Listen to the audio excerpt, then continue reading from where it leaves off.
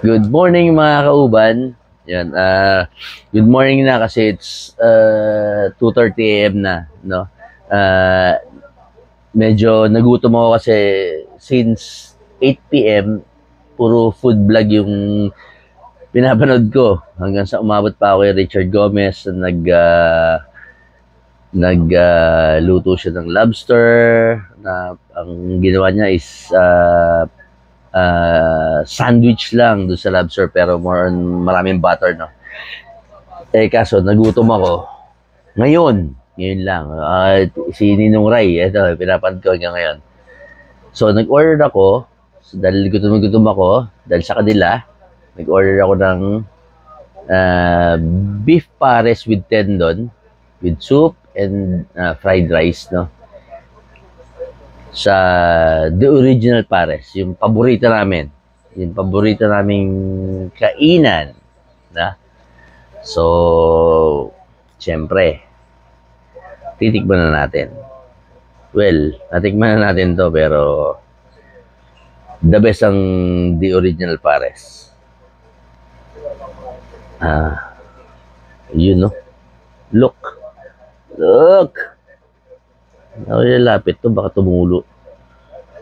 Sorry sa background kasi nire-renovate namin yung bahay namin ngayon. Nire-renovate ko yung bahay namin ngayon. So, nandito ako sa office namin na ginawa kong room muna.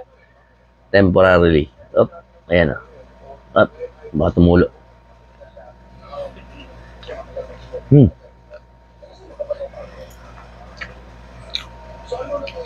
Guys, gusto mo order ng the best pares, The Original. Meron sa Sumulong Highway, meron sa Commonwealth, meron sa Sukat area,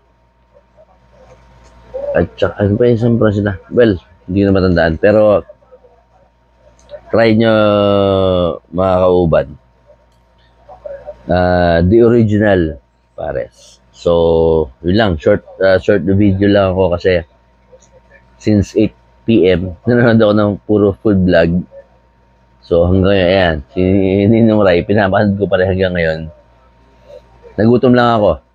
Kaya, napo-order ng di oras. Well, wala akong ma-order ng ibang, yung mga napanood ko na previous kanina.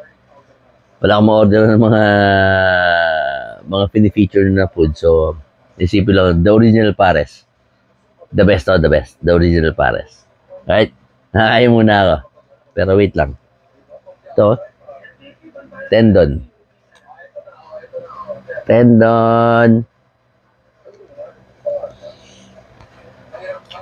Good morning ulit. Good morning na. See you soon.